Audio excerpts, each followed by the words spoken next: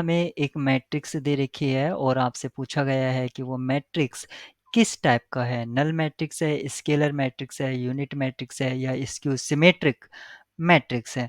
तो सबसे पहले ये जितने भी यहाँ पर ऑप्शंस हैं ये सारे डिफाइन होते हैं स्क्वायर मैट्रिसेस पर।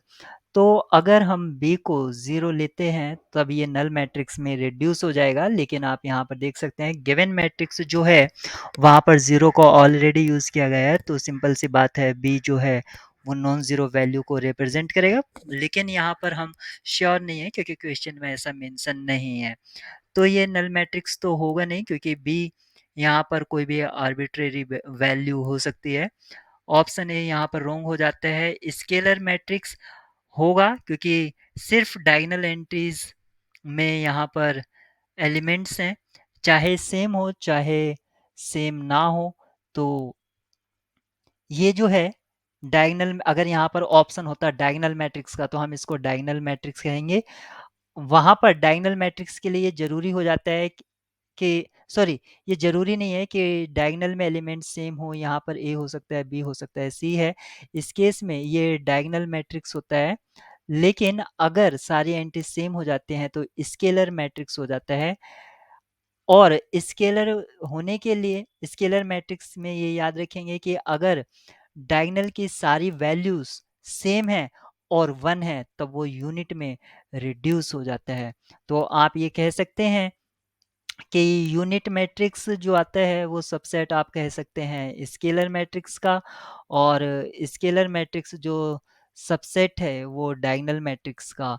इस तरह से आप इसको एक की पॉइंट रिमेंबर रख सकते हैं।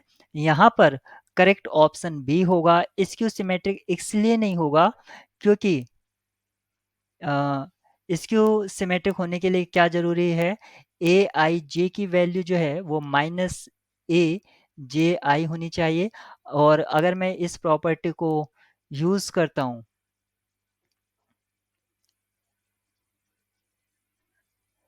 तो यानी कि A transpose equals to minus A, इस प्रॉपर्टी को ये फॉलो करना चाहिए। यहाँ पर आप देख सकते हैं अगर डायगोनल एलिमेंट, सबसे पहली बात है डायगोनल के अलावा तो सारे एलिमेंट ठीक हैं, और मैं डायगोनल एलिमेंट चेक कर लेता हूँ, यानी कि A I I equals to minus A I I, और ये होगा यानी कि 2 times A I I equals to 0, यानी कि डायगोनल एलिमेंट्स अगर 0 होंगे तो ये नल मैट्रिक्स में रिड्यूस हो जाएगा, तब ये स्क्यू सिमेट्रिक मैट्रिक्स नहीं रहेगा। स्क्यू सिमेट्रिक मैट्रिक्स होने के लिए जरूरी होता है कि डायगोनल एलिमेंट्स 0 हों, लेकिन नॉन डायगोनल एलिमेंट्स यहाँ पर ऑलरेडी 0 हैं, तब ये नल मैट्रिक्स में चला जाएगा, स्क्यू सिमेट्रिक फर्दर नहीं रहेगा। Correct option is only